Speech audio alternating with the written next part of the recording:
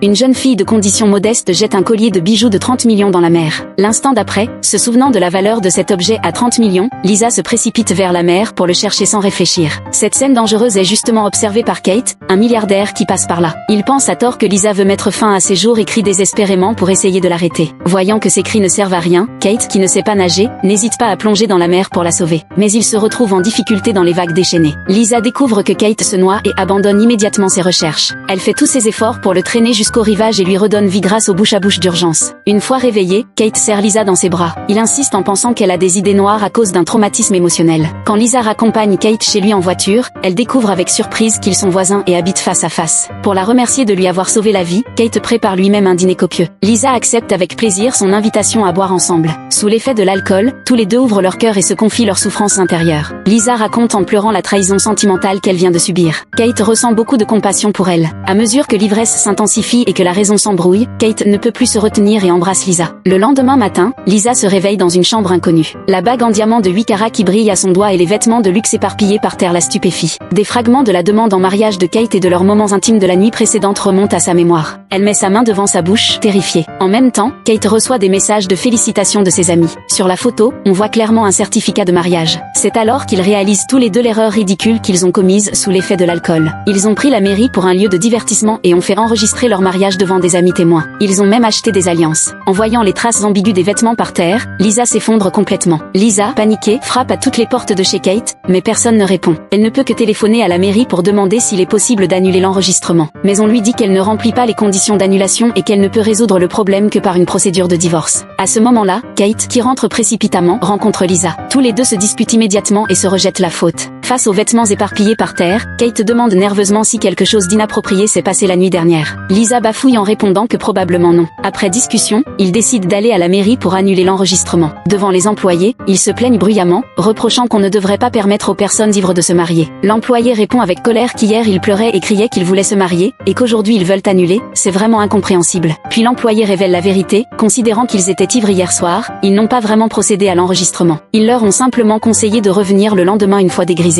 Apprenant que ce n'était qu'une fausse alerte, Lisa et Kate se regardent. Le poids sur leur cœur est enfin tombé.